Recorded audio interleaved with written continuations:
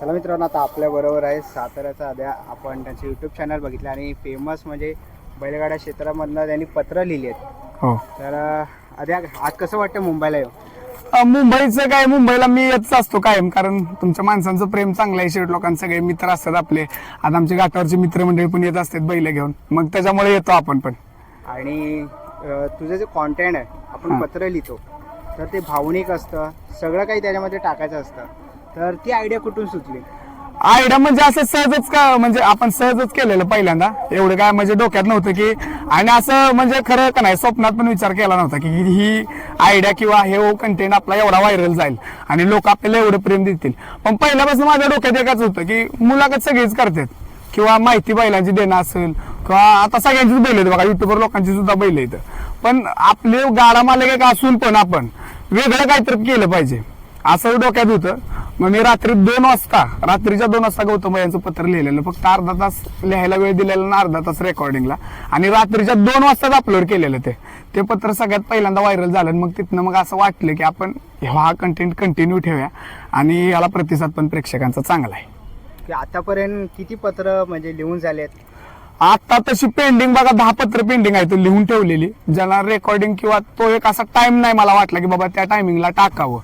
आणि अशी झाली करून मग 50 पत्र आपल्या चॅनलला पडलेलीच आहेत ऑलरेडी. 50 आपले पत्र झाले आणि सगळ्या पत्रांना असा प्रतिसाद आहे की कमीत कमी मला वाटतं की असे ठराविक पत्र आहेत जे नवीन समजा बैल व्हायरल नसणारी, मग त्यांना 1-2 हजार व्ह्यूज आले. अशा नाही सगळे टोटली आपले पत्र 50,000च्या वरच व्ह्यूज आहेत. 2 लाख 4 लाख अशा व्ह्यूज आहेत. बैलगाड्या क्षेत्राबद्दल कधी पत्र लिहा असं वाटतं की नाही? हो, क्षेत्राविषयी लिहायचं झालं तर कसं आहे बघा, बैलगाडा क्षेत्र एक समुद्र आहे. तुम्ही जेवढं लिहिणार त्याच्यात जेवढं खोलवर शिरणार तेवढं तुम्हाला ते परत फाटफुटत जाणार त्याला. त्याच्यामुळे कसं की एक अशी वेळ येईल की बाबा बैलगाडी क्षेत्राविषयी आपल्याला आता लिहायलाच पाहिजे, तर त्यावेळेस लिहिणार. कारण असं आहे की प्रत्येक गोष्टीला एक वेळ आहे, मग त्या वेळेत ती गोष्ट तुम्हाला 100% दिसणार. तुमचं प्रेम फक्त त्या यायला पाहिजे. आता मी बघतोय की तू घाटावरही असतो, बिनजोडलाही येतो. कधी वाटतं की नाही की आपलाही खोंड असावा, आपलाही खोंड पळावा? बैल 4 आहेत आपली बघा, आता 4 बैल आहेत. मग त्यात कसं मित्रमंडळींच्याकडे काय आहे, काय आपल्या घरी पण आहेत. आणि असं झालं, एवढं प्रेम मिळाले की मित्र माझ्या घाटावरची माझ्या नावानं गाड्या सुद्धा पळतात त्यांच्या. मग त्याच्यामुळे असं नाही म्हणतात की आपलं, आता सगळी बैल आपली. आता बघा माझी पहिल्यापासून म्हणजे जसं आदत वासून तो पळतोय तेव्हापासून आमचं आणि त्यांचा संबंध. बाकासूरचं पण जसा बाकासूर पहिल्यापासून पळतो तसं मग मोहिलशेठचे आमचे संबंध झाले. आणि माझ्या बहिणीच्या घराच्या मागच मोहिलशेठचं घर आहे, म्हणजे ही त्या साईडनं पण एक रिलेशन येतं. म्हणजे धुमाळवाडी साईडनं पण आमचे म्हणजे रिलेटिव्ह लागतात एक म्हणा. मग त्याच्यामुळे कसं झालं की सगळेच तुमचं प्रेम असल्यामुळे मग बैल पण ठेवली. बैलांना पहिरे पण आपले होते व्यवस्थित, बैल आहेत आता राहतात 1-2 गुलात, कधी गट काढून सेमीला मार खातात, काय नाही चालत राहते तेवढं. मग हा बैलगाड्या क्षेत्राचा नाद कसा लागला? नाद आमचा पिढीजातच आहे तसा, आजोबांनी वगैरे ठेवलेली बैल.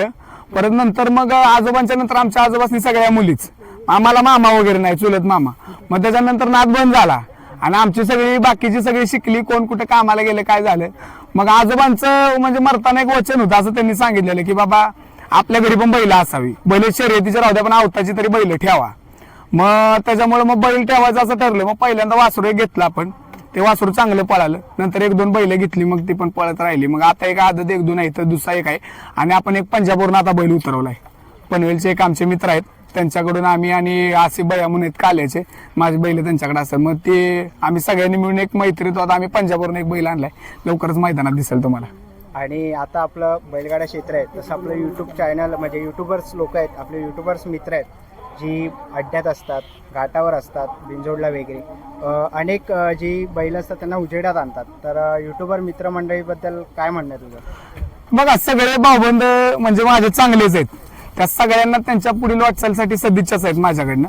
फक्त त्यांना एक विनंती सुद्धा आहे बरं का, की जेवढं चांगलं तेवढं वाईट. हे आपलं क्षेत्र असं आहे की तुम्ही जे दाखवाल का नाही तेच दिसतं लोकांना. आणि कसं आहे, प्रत्येक गोष्टीला तीन बाजू रस्ते करतात लोक.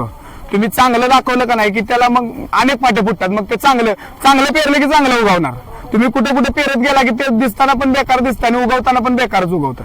त्याच्यामुळे टाकताना तुम्ही प्रत्येक व्हिडिओ प्रत्येक बैलाचा चांगलाच टाका. अंधारातली बैल सुद्धा उजेडात येऊ द्या, जेणेकरून त्या गाडा मालकांचा किंवा त्या नंदीचा तुम्हाला आशीर्वाद आयुष्यभर मिळेल. समजा आशीर्वाद सगळ्यात मोठी गोष्ट आहे. टाकताना चांगलं टाका. आपला व्हिडिओ जर आपण एखादी मुलाखत केली तर त्यात जर समजा कोण कुठल्या बैलाबद्दल वाईट बोलला असेल तेवढा पॉईंट कट करून मुलाखत टाकावी. कारण फेमस होण्यासाठी जर काय करायला गेला तर ते 2च दिवसाचा दूर आहे. ते पेटणार परत पेटलं की इजणार. माचीची काडी एकदाच पेटती, ती जोपर्यंत तुमच्या हातापर्यंत असते का नाही तोपर्यंत पेट राहते, परत त्या हाताला चटके देते. त्याच्यामुळे आपला खेळ किंवा आपलं ही गोष्ट आपला युट्यूब चॅनल आपल्या चांगले ठेवू शकतो. त्याच्यामुळं फक्त ते निरंतर पेटवत राहायचं किंवा निरंतर ते चालवत राहायचं काम. वेगळं काय व्हायरल नको. तुम्ही व्यवस्थित व्हिडिओ टाका, गरिबांची बैल उजेडात येऊ द्या, प्रत्येक गाडा मालकाची मुलाखत घ्या, प्रश्न व्यवस्थित विचारा. असं नाही की बघा मी ह्याच्यात माझी पीएचडी झाल्या. फक्त कसं की प्रत्येकानं प्रत्येकासाठी चांगलं काम केलं का नाही की मग तो पण आपल्यासाठी चांगलं काम करतो. चांगलं केलं की चांगलं होणार असं आहे. तर आद्या तुला बिनजोड आवडते की 3 फेऱ्याचे मैदान जास्त आवडतात? मुळात बैलगाडा क्षेत्रच आवडीचं, त्याच्यामुळे मग त्याच्यात किती प्रकार येतात हे काय सांगायचं हे नाही.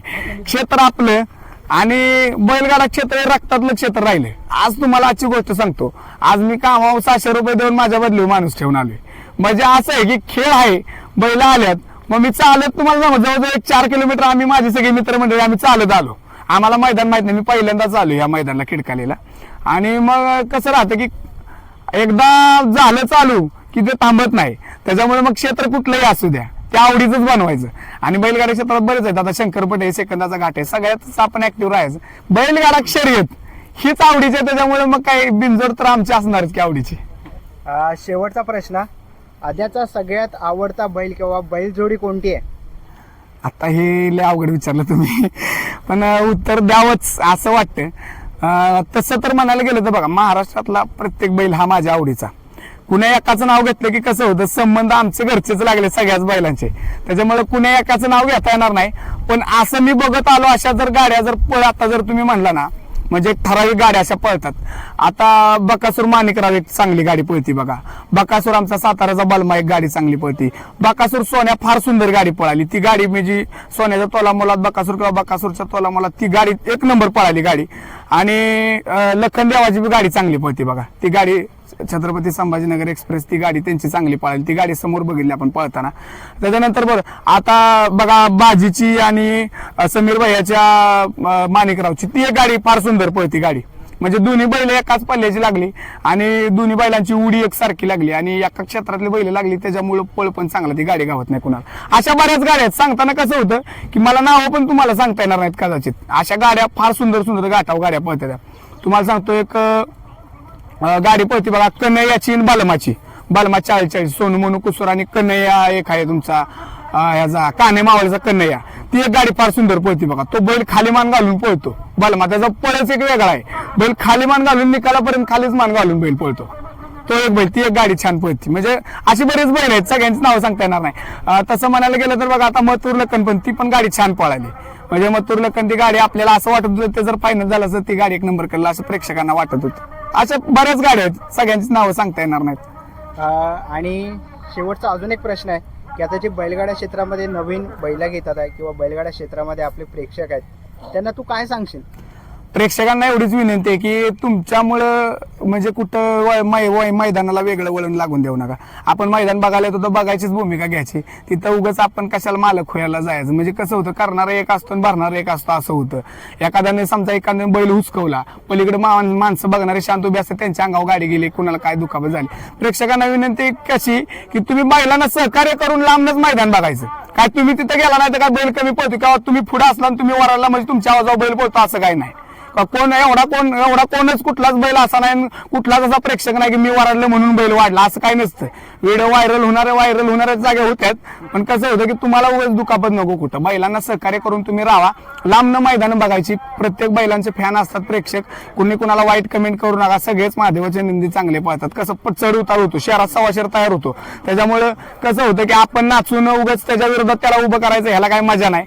आणि सगळ्यांनीच अभ्यास करून या क्षेत्रात यावं. सगळ्यात पहिल्यांदा गोष्ट प्रेक्षकांनी सुद्धा, न तर आपल्याला दिसतंय पुढे बैल पळतात म्हणून जाऊन बघणं नाही, प्रेक्षकांनी सुद्धा अभ्यास करूनच मैदान बघायला यावं. आणि सगळ्यांनीच जो नवीन येणार आहे ना क्षेत्रात, अभ्यास करूनच बैल घ्यावी.